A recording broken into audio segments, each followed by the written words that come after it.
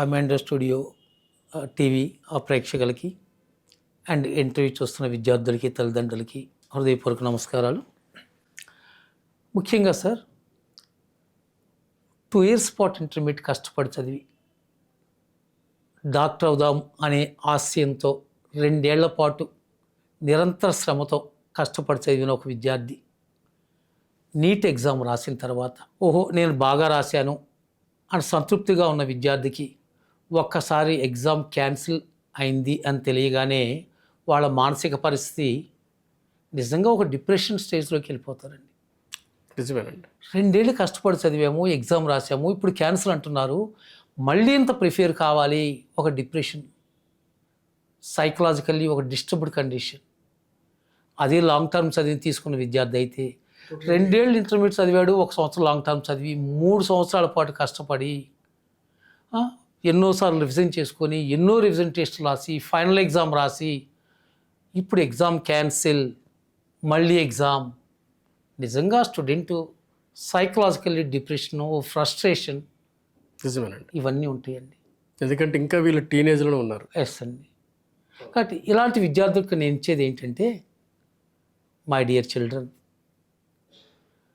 ఆపదలో కూడా అవకాశాన్ని వెతుక్కోండి. ఇది ఒక ఆపర్చునిటీగా తీసుకోండి. ఇప్పటివరకు ఎన్నో రివిజన్ టెస్టులు రాశారు, ఎన్నో గ్రాండ్ టెస్టులు రాశారు.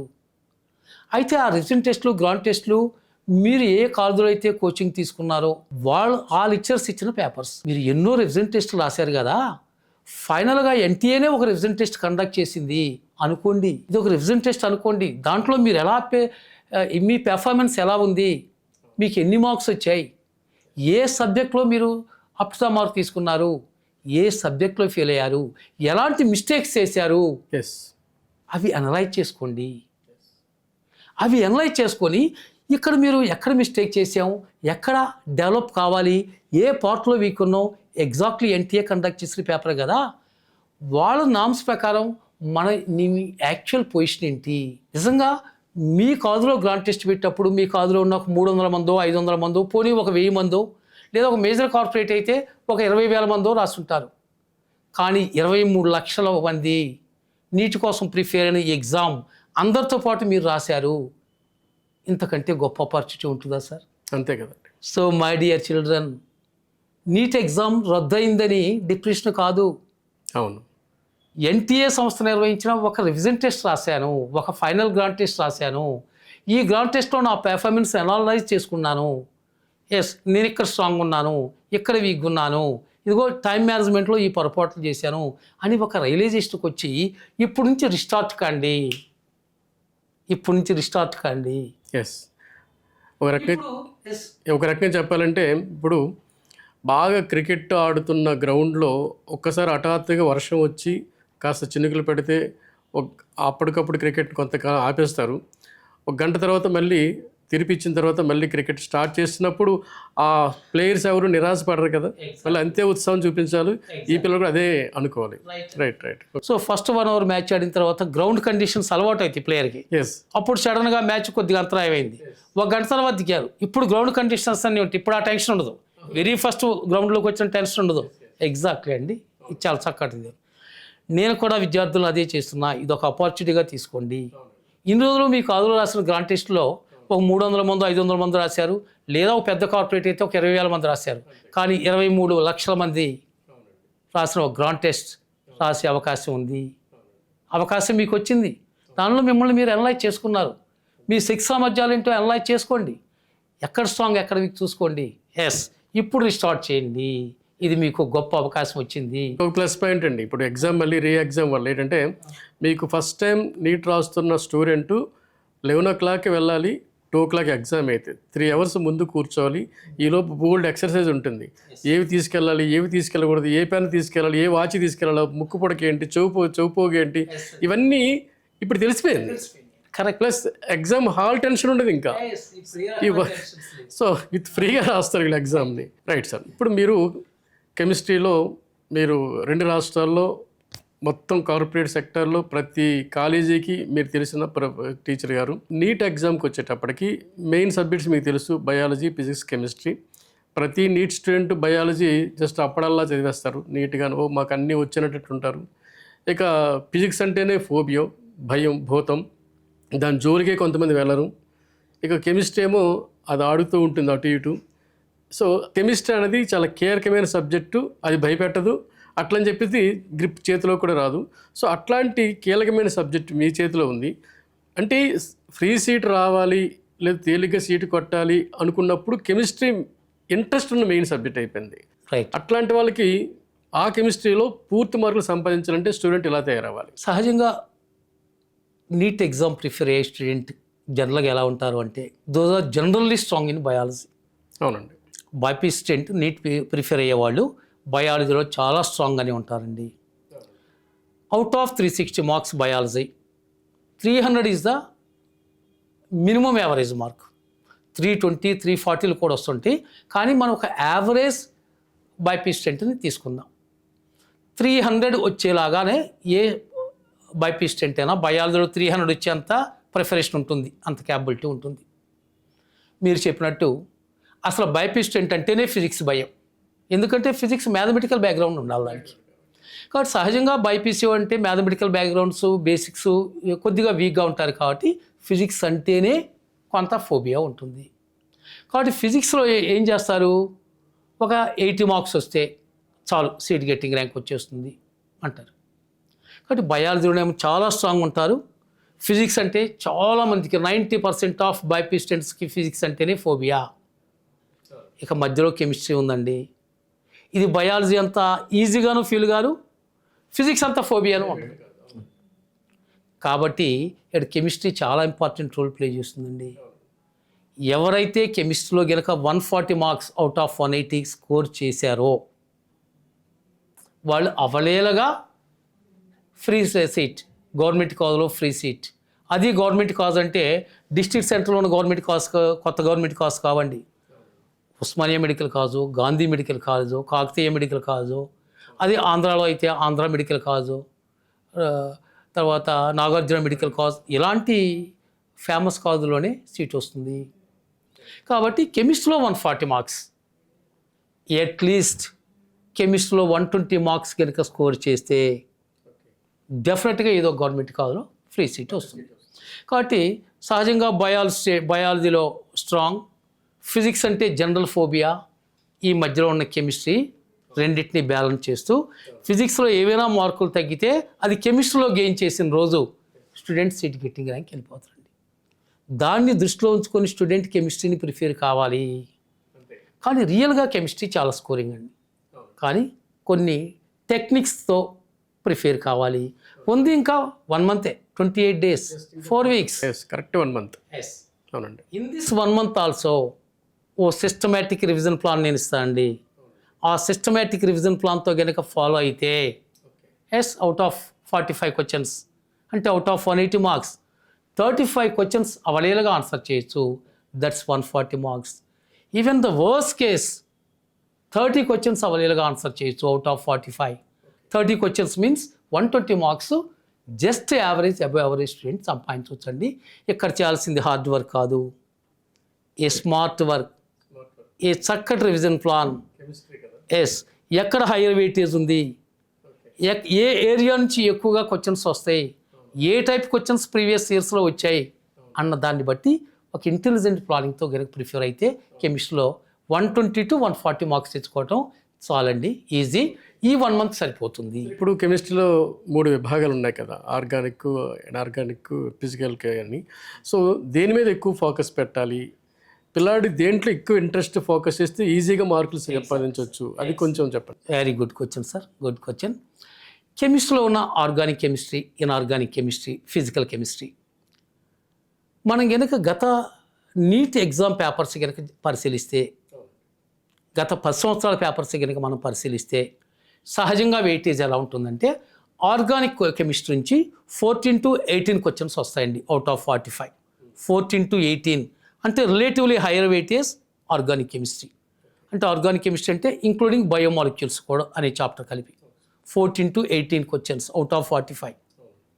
వేరేస్ ఫిజికల్ కెమిస్ట్రీకి వచ్చినప్పుడు 14 to 16 క్వశ్చన్స్ వరకు వచ్చే అవకాశం ఉందండి. 14 to 16. ఇనార్గానిక్ వచ్చినప్పుడు 10 to 14 క్వశ్చన్సే వస్తాయి.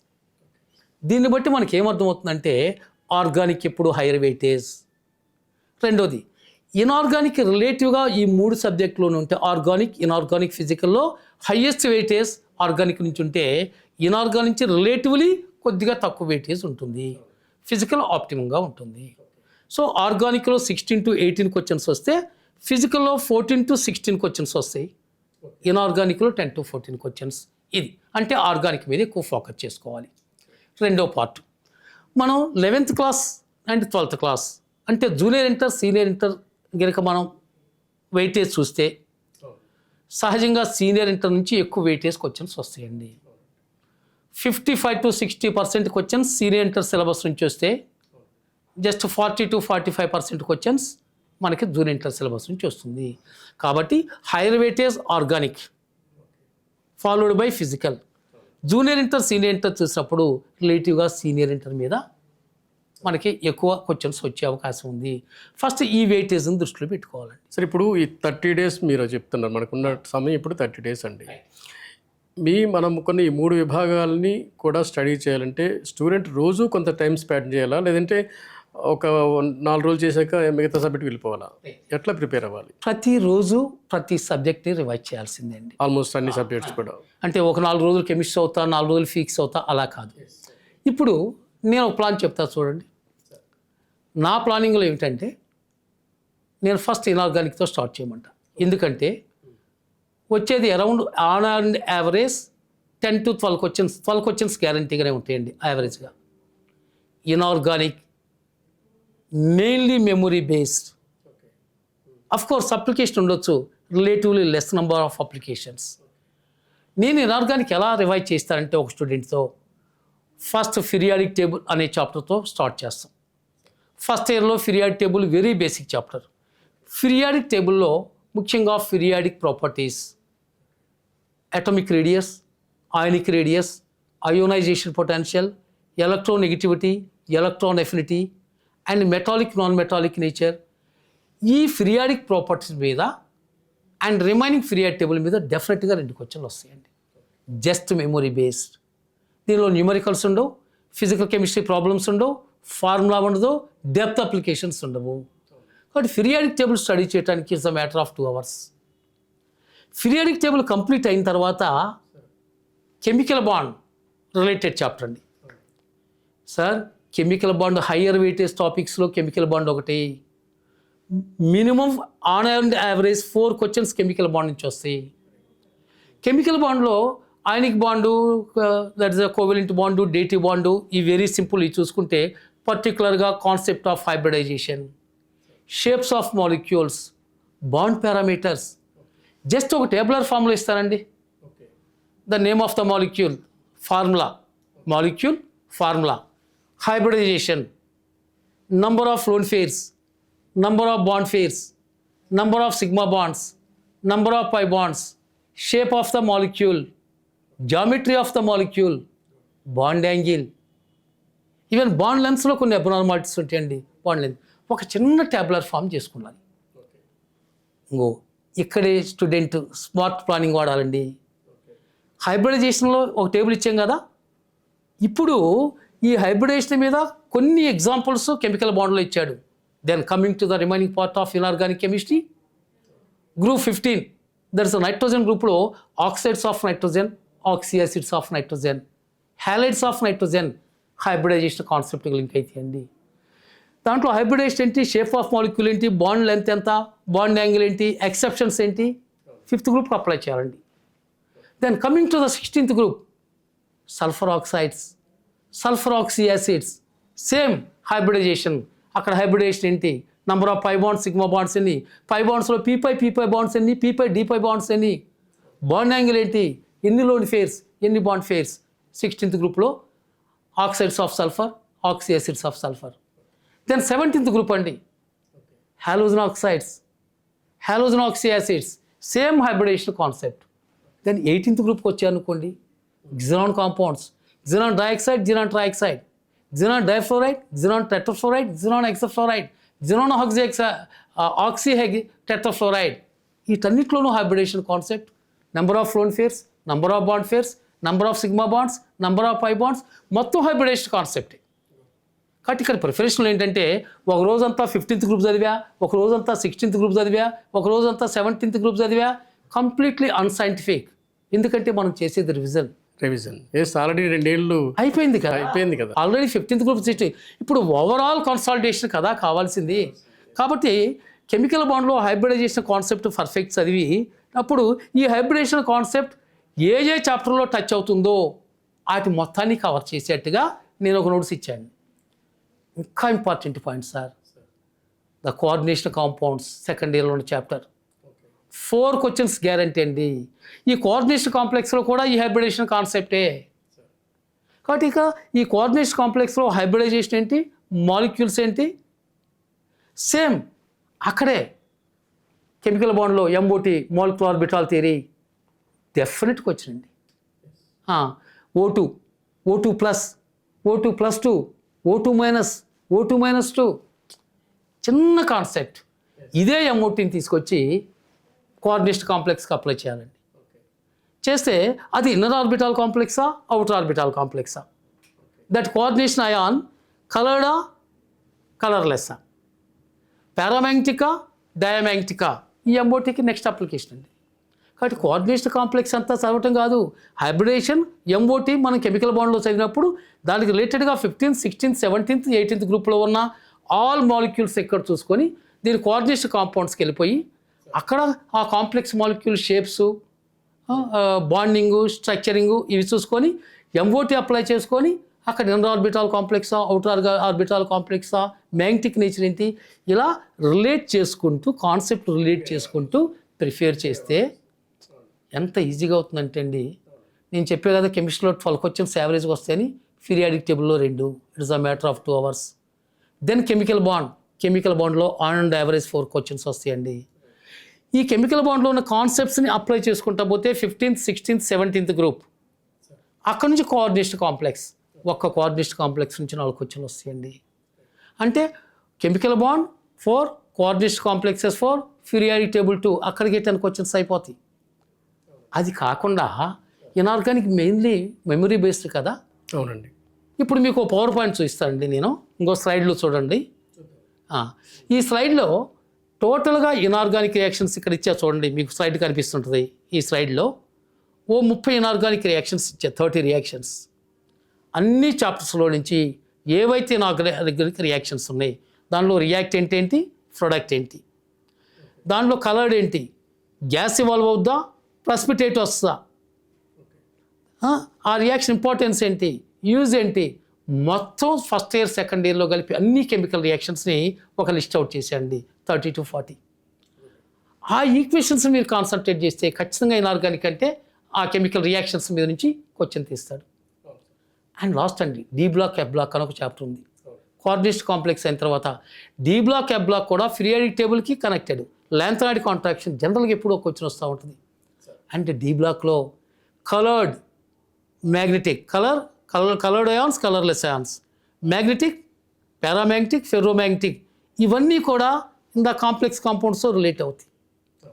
ఇలా రిలేటెడ్ చాప్టర్స్ని చూసుకుంటూ పోతే చాలామంది ఏమవుతారంటే అండి, inorganic it's a bore chemistry అంటారు ఇనార్గానిక్ని. కానీ జస్ట్ మెమొరీ బేస్డ్ పెద్ద అప్లికేషన్స్ ఉండవు.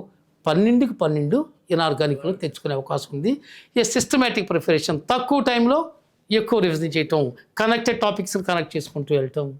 సార్ ఇప్పుడు మీరు దీంట్లో పిహెచ్డి చేశారు, మీరు విద్యావేత్త, అనేక కార్పొరేట్ సెక్టర్లో పనిచేశారు, 7 times టాప్ 1 ర్యాంక్ తీసుకొచ్చారు ఎంసెట్లో. మీ పేరు తెలియని వాళ్ళు ఎవరూ లేరు ఆంధ్రప్రదేశ్ తెలంగాణలో. ఒక చిన్న నాకున్న సందేహం అండి, ఇప్పుడు మీకు చైతన్య నారాయణ వాళ్ళు కావచ్చు, మరొక స్కూల్ వాళ్ళు కావచ్చు, గాయత్రి లాంటి వాళ్ళు కావచ్చు, వీళ్ళు సొంతంగా వాళ్ళ బుక్స్ని ప్రజెంట్ చేస్తున్నారు ప్రతి స్టూడెంట్కి. యాక్చువల్గానే ప్రభుత్వం దగ్గర కొన్ని బుక్స్ ఉంటాయి, ఎన్సీఆర్టీ బుక్స్ ఉంటాయి. వాటికి నెగ్లెక్ట్ చేస్తున్నామా, వాటికి విలువ లేదా, అవి అవసరం లేదా, లేకపోతే వాటి విలువ ఉందా? మీకున్న బ్యాక్గ్రౌండ్తోని మీరు చెప్పగలిగితే స్టూడెంట్స్కి బాగుంటుందండి. ఇట్స్ మోస్ట్ వ్యాలిడ్ క్వశ్చన్ అండి. ముఖ్యంగా నీట్ విషయంలో sir NCERT book is final. మిగతా మెటీరియల్ కేవలం ప్రాక్టీస్ వాడాలండి. యాక్చువల్ కాన్సెప్ట్స్ ఏవి అయితే ఎన్సీఆర్టీ బుక్ ఇచ్చాడో ఆ కాన్సెప్ట్స్ మీద థరో నాలెడ్జ్ ఉండాలి. NCERT book line to line చదవాలి. దాని కాన్సెప్ట్ ఎన్సీఆర్టీ బుక్లో అద్భుతమైన కాన్సెప్ట్స్ ఇచ్చారండి. పర్టికులర్లీ బుక్ అంతా చదివిన తర్వాత ఇన్ టెక్స్ట్ క్వశ్చన్లు చక్కగా బాక్సులు గుట్టి మంచి క్వశ్చన్లు ఇచ్చారు. చాప్టర్ అయిపోయిన తర్వాత నంబర్ ఆఫ్ క్వశ్చన్స్ ఎన్సీఆర్టీ బుక్లో ఇచ్చారండి. ఆ క్వశ్చన్స్ అన్నీ పర్ఫెక్ట్ ప్రిఫర్ అయిన తర్వాత ఎన్సీఆర్టీ ఇంకో బుక్ పబ్లిష్ చేసిందండి, ఎన్సీఆర్టీ ఎగ్జాంపులర్. దానిలోనే అన్ని క్వశ్చన్లు చేస్తేను సార్ అప్పుడు కాన్సెప్ట్స్ 100% స్టూడెంట్కి వచ్చి ఉంటాయి. ఇప్పుడు మీరు ప్రాక్టీస్ కోసం అదర్ మెటీరియల్కి వెళ్ళండి. అది ఎక్స్ కార్పొరేట్ కాలేజ్ ఇచ్చినా, వై కార్పొరేట్ కాలేజ్ ఇచ్చినా ప్రాక్టీస్ కోసం అది కేవలం మీ కాన్సెప్ట్ బేస్ కావాలంటే ఎన్సీఆర్టీ బుక్ని ఖచ్చితంగా స్టిక్ ఆన్ కావాలి. సో ఎవరైతే ఎన్సీఆర్టీ లైన్ టు లైన్ చదివి ఆ కాన్సెప్ట్స్ పర్ఫెక్ట్ అయ్యి ఎన్సీఆర్టీలో ఇంటెక్స్ట్లో ఇచ్చిన క్వశ్చన్స్, చాప్టర్ అయిపోయాక ఇచ్చిన క్వశ్చన్స్ ఎగ్జాంపులర్ ఎవరు చేస్తారో వాళ్ళకి అవుట్ ఆఫ్ 180 మార్క్స్ కెమిస్ట్రీ, ఒక 100 మార్క్స్ కేవలం ఎన్సీఆర్టీ స్టిక్ ఆన్ అయ్యి వస్తాయండి. నిజమే, ఎందుకంటే ఎగ్జామ్ పేపర్ ఇచ్చేవాళ్ళు ఈ వేల బుక్స్ చదవరు కదా, వేల బుక్స్ చేసుకునే వాళ్ళకి క్వశ్చన్స్ ఎవరు కదా. ఎస్, బాగానే ఉందండి. అటు ఎప్పుడు కూడా ఎన్సీఆర్టీ బుక్ని స్టిక్ ఆన్ కావాలి. పర్టికులర్లీ బయాలజీలో అయితే అండి ఎన్సీఆర్టీ లైన్ టు లైన్ ప్రతి లైన్ని ఒక క్వశ్చన్గా మార్చి ప్రిపేర్ కావాలి. అవునండి. ప్రతి క్వశ్చన్ చదువుకుంటూ ఈ క్వశ్చన్లో కీ పాయింట్స్ మొత్తాన్ని హైలైటింగ్ పెన్తో హైలైట్ చేసుకుంటూ చదువుతారు బయాలజీ వాళ్ళు. అలానే కెమిస్ట్రీ కూడా సేమ్ ప్రిన్సిపల్ అప్లికబుల్ అండి. ఎవరైతే ఎన్సీఆర్టీ బుక్ మీద పర్ఫెక్ట్ కమాండ్ ఉంటుందో ఎన్సీఆర్టీ బుక్ని ఫాలో కావాలి. దీ కాన్సెప్ట్ మీద డిఫరెంట్ క్వశ్చన్స్, దాని ట్విస్టెడ్ క్వశ్చన్స్, ఒక హెజర్షన్ ఏదైనా క్వశ్చన్, స్టేట్మెంట్ క్వశ్చన్స్ ఎలా ఉంటాయో ప్రాక్టీస్ కోసం ఆ మెటీరియల్కి వెళ్ళాలి తప్ప ఎన్సీఆర్టీ బుక్ వదిలేసి కేవలం ప్రాక్టీస్ మెటీరియల్ మీద డిపెండ్ అయ్యేది ఇప్పుడు పెద్దగా సక్సెస్ కావాలండి. అది సరే, ఇంకొక చాలా ముఖ్యమైన విషయం ఏంటంటే మనకి ఇప్పుడు వీళ్ళు 17 years ఏజ్ ఉన్న పిల్లలండి. వీళ్ళలో దూకుడు ఉంటుంది, స్పీడ్ ఉంటుంది. ఇంకా చెప్పాలంటే వెళుతున్న ప్రయాణంలో ఆ స్పీడ్లో కొన్ని మిస్టేక్స్, కామన్గా చేసే మిస్టేక్స్ ఉంటాయండి. ఇవి సవరించుకుంటే వాళ్ళ స్పీడ్ మామూలుగా ఉండదండి. ఆ కామన్ మిస్టేక్స్ కొన్ని ఉంటాయి. ఆ కామన్ మిస్టేక్స్ని మనము ఎట్లా సెటైడ్ చేసుకోవాలి, ఎట్లా ప్రిపేర్ అవ్వాలి వాళ్ళని, అదొక్కసారి కామన్గా చేసే తప్పులు ఎలా దిద్దుకోవాలి, చేసుకోకుండా ఎలా జాగ్రత్త పడాలి, అదొక్కసారి చూడండి సార్. సహజంగా ఈ నీట్లో స్టూడెంట్స్ చేసే మిస్టేక్స్లో సబ్జెక్ట్ రాక కాదు, సబ్జెక్ట్ తెలియక కాదు, క్వశ్చన్ ప్రాపర్గా చదవక 100% ఫోకస్ చేయక చేసే మిస్టేక్స్ ఎక్కువ.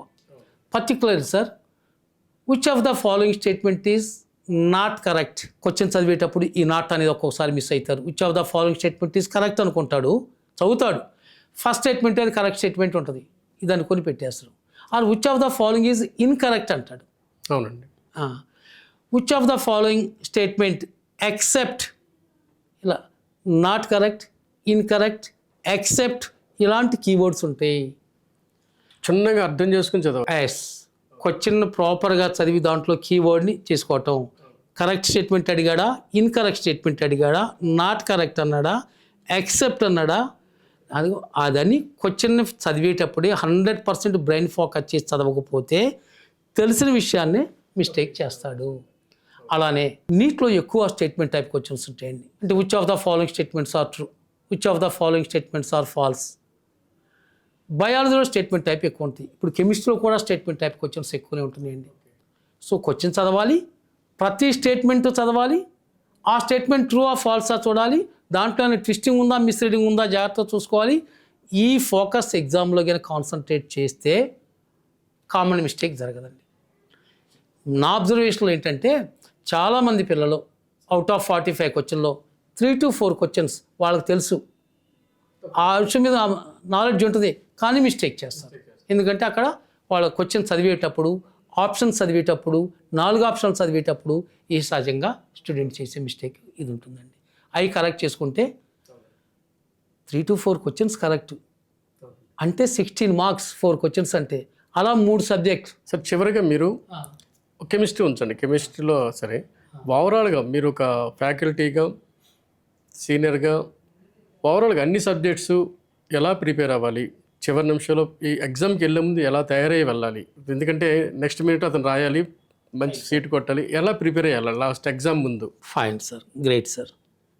లాస్ట్ 1 monthలో ఈ 1 మంత్లో 2 సంవత్సరాలు కష్టపడి చదివారు, ఎన్నో రివిజన్ టెస్టులు రాశారు, ఎన్నో ప్రాక్టీస్ టెస్టులు రాశారు.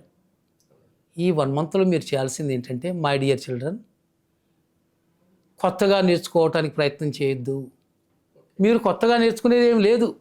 2 years బుక్ని మీరు కంప్లీట్గా చదివారు, కనీసం 4-5 months రివిజన్ చేశారు, హండ్రెడ్స్ ఆఫ్ టెస్ట్ రాశారు, అవునండి. 30 to 40 రివిజన్ టెస్టులు, గ్రాండ్ టెస్టులు రాశారు. కాబట్టి ఇప్పుడు మీరు చేయాల్సింది ఏంటంటే, మీరు కొత్తగా నేర్చుకోవాల్సిన విషయం ఏమీ లేదు. లాస్ట్ మినిట్లో వచ్చి గెస్ట్ పేపర్లు చూడాల్సిన పని లేదు. అస్సలు లేదు, అది అస్సలు లేదండి. కాబట్టి ఎప్పుడు మీరు కొత్త మెటీరియల్ జోలికి వెళ్ళకండి, కొత్త బుక్స్ చదవకండి. చాలా విషయాలు చెప్పారు ఏంటంటే, ఇదివరకు ఆల్రెడీ నేను ఒక మెటీరియల్ చదివేసా కదా, వేరే మెటీరియల్ చదివి చూద్దాం. కొత్త మెటీరియల్లో కొత్త బుక్స్కి వెళ్ళొద్దు. That is the first mistake మీరు చేయబోయేది. మీరు కొత్త బుక్స్ చదవద్దు, కొత్త మెటీరియల్కి వెళ్ళొద్దు. మీరు పర్ఫెక్ట్గా ఏ మెటీరియల్ చదివారో అవే చదవండి. ఎస్, మీకు తెలుసు, మీరు 2 years ఇంటర్మీడియట్లో మీ కాజు వాళ్ళు మీకు బాగా చెప్పుంటారు, ఎక్కడ హైయర్ వెయిటేజ్ టాపిక్స్ ఉంటాయి, జనరల్గా ఎక్కడికి వచ్చిన ఫోకస్ చేస్తారో మీకు తెలిసే ఉంటుంది. దాని మీద చేయండి. బయాలజీ కానీ కెమిస్ట్రీ కానీ అయితే NCERT book line to line ఖచ్చితంగా చూసుకోండి. మళ్ళీ ఒకసారి NCERT book line to line, important keywords underline చేసుంటారు మీరు, వాటిని జాగ్రత్తగా ప్రిఫర్ అవ్వండి. ఎన్సీఆర్టీ బుక్ని స్టిక్ ఆన్ కండి. ప్రీవియస్ ఇయర్కి వచ్చిన పేపర్స్ అన్నిటిని జాగ్రత్తగా చూడండి. అవకాశం ఉంటే ఈ 1 monthలో ప్రతి 2 or 3 daysకి ఒక ఫుల్ లెంత్ గ్రాండ్ టెస్ట్ రాయండి. ఇక్కడ గ్రాండ్ టెస్ట్ రాయటం ఇంపార్టెంట్ కాదు. గ్రాండ్ టెస్ట్ రాసిన తర్వాత నేను ఏం కరెక్ట్ చేశాను, ఏ మిస్టేక్ చేశాను, నేను మిస్టేక్ ఏ కాన్సెప్ట్లో చేశాను, అది ఎందుకు మిస్టేక్ చేశాను, దట్ రియలైజేషన్ ఇంపార్టెంట్. మీరు గ్రాండ్ టెస్ట్ చేసిన తర్వాత ఆ రియలైజేషన్ కనుక లేకుండా కనుక ఉంటే మీరు ఎన్ని గ్రాండ్ టెస్టులు రాసినా వృధా. కాబట్టి కమింగ్ 30 daysలో 2 రోజులకు చొప్పున ఒక 10 to 15 గ్రాండ్ టెస్టులు ప్లాన్ చేసుకోండి. స్టాండర్డ్ గ్రాండ్ టెస్టులు ప్లాన్ చేసుకోండి. మీకు ఎవరికైనా గ్రాండ్ టెస్టులు కావాలంటే మమ్మల్ని కన్సల్ట్ చేయండి, మంచి గ్రాండ్ టెస్టులు ఇస్తాం. ఒక గ్రాండ్ టెస్ట్ ఎగ్జాక్ట్లీ టైం పెట్టుకోండి. మీరు గ్రాండ్ టెస్ట్ రాసేటప్పుడు కూడా ఎగ్జామ్ కండక్ట్ చేసేది 2:30 to 5:30 కాబట్టి సేమ్ టైం ప్రాక్టీస్ చేయండి. ఎందుకంటే మీ మైండ్ ట్యూన్ అవుద్ది అదే టైంలో ప్రాక్టీస్ చేసి. ఎగ్జామ్ చేసిన తర్వాత కీ దగ్గర పెట్టుకొని మీరు ఇవాల్యుయేట్ చేసుకోండి. ఏ మిస్టేక్స్ చేశారో ఐడెంటిఫై చేయండి, అది ఎందుకు మిస్టేకో చూసుకోండి. ఆ సిల్లీ మిస్టేకా అంటే క్వశ్చన్ చదవటంలో మిస్టేకా, దాని కాన్సెప్చువల్ మిస్టేక్ ఏమన్నా ఉందా, అది కాన్సెప్చువల్ మిస్టేక్ అయితే ఇంకోసారి ఆ కాన్సెప్ట్ చూసుకోండి. అవసరమైతే లెక్చర్తో డిస్కస్ చేయండి. ఇలా చక్కటి రివిజన్ స్మార్ట్ ప్లాన్ ఇందాక నేను చెప్పినట్టు తయారు చేసుకోవటం, హైర్ వెయిటేజ్ ఉన్నాయి చదువుకోవటం, సో ఫ్రీ మైండ్తో మనం ఎగ్జామ్ హాల్కి వెళ్ళగలిగితే ఇలా ప్రాక్టీస్ టెస్టులు రాయటము, ఎన్సీఆర్టీని బుక్ని కన్ఫైన్ కావటము, ఇంకో ఇలా గనక చేస్తే ఏ స్ట్రెస్ లేకుండా చక్కగా మీరు ఎగ్జామ్ అపేర్ కాగలుగుతారండి. ఇందాక నేను ఆర్గానిక్ కెమిస్ట్రీకి ఒక ప్లానింగ్ ఇచ్చాను. ఇన్ఆర్గానిక్ కెమిస్ట్రీకి ఇది ఫ్రీ టేబుల్తో స్టార్ట్ చేసి కెమికల్ బాండ్ చేసుకొని ఇట్లని. ఇదే పద్ధతిలో నేను ఆర్గానిక్ కెమిస్ట్రీకి ఒక ప్లానింగ్ ఇస్తాను. హైయర్ వెయిటేజ్ ఆర్గానిక్ కెమిస్ట్రీ ఇందాక చెప్పా 14 to 18 క్వశ్చన్స్ ఇస్తున్నారు. ఎస్, ఈ ఆర్గానిక్లో 14 to 18లో కనీసం 12 క్వశ్చన్స్ ఆన్సర్ చేయొచ్చండి. ఎలా చేయాలంటే, ఫస్ట్ ఆర్గానిక్లో జీఓసి జనరల్ ఆర్గానిక్ కెమిస్ట్రీ మీద ఫోకస్ చేయాలి. జనరల్ ఆర్గానిక్ కెమిస్ట్రీలో nomenclature, the nomenclature of multi functional groups ఉన్నాయి. సహజంగా ఒక క్వశ్చన్ నామిక్లేచర్ మీద వచ్చే అవకాశం ఉందండి.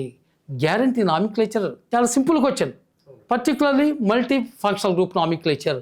ఇట్స్ అ మ్యాటర్ ఆఫ్ ఒక ½ an hour ప్రిఫర్ అయితే నామిక్లేచర్ వస్తుంది. దెన్ ఐసోమెరిజం డెఫినెట్గా వచ్చింది సార్, ఐసోమెరిజం లేకుండా క్వశ్చన్ రాదు. కాబట్టి ఇక్కడ ఐసోమెరిజంలో structural isomerism, stereo isomerism, optical isomerism, ఈ ఐసోమెరిజం గ్యారంటీ క్వశ్చన్. ఐసోమెరిజం ఒకసారి చూసుకోండి, సింపుల్ టాపిక్. ఎస్, తర్వాత ఇండక్టివ్ ఎఫెక్ట్, హైపర్ కాంజుగేషన్, ఈ ఎఫెక్ట్స్లోంచి చూసుకుంటే గ్యారంటీ క్వశ్చన్ ఉంటుంది. And inductive effect, hyper conjugation, ఈ మీసోమెరిక్ ఎఫెక్టు, వీటి బేస్ చేసుకుంటే relative strength of acids, relative strength of bases గ్యారంటీకి వచ్చింది అక్కడ. ఇలా జీవోస్లోంచి 3 questions, సమ్టైమ్స్ 4 questions అడిగే సందర్భాలు ఉన్నాయి. దెన్ హైడ్రోకార్బన్స్లో alkene alkynes, the Markovnikov rule, anti Markovnikov rule, alkene alkyne preparation methods, tautomerism concept ఎప్పుడూ వచ్చే క్వశ్చన్ అండి అది. ఇక బెంజిన్ విషయానికి వస్తే electrophilic substitution, effect of substituent on the incoming electrophile, చక్కటికి వచ్చింది. ఓ 4-5 ఎగ్జాంపుల్స్ ఉన్నాయి, ఈజీగా క్వశ్చన్ వస్తాయి.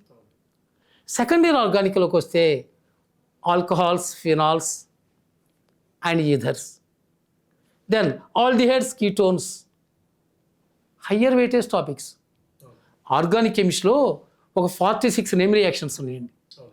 ఆ నేమ్ రియాక్షన్లో name of the reaction, reactant, reagent, product, ఆ రియాక్షన్కి ఏదైనా ఇంపార్టెన్స్ ఉందా దాని మెకానిజంలో అనేది ఒక పెద్ద చార్ట్ తయారు చేశాను నేను.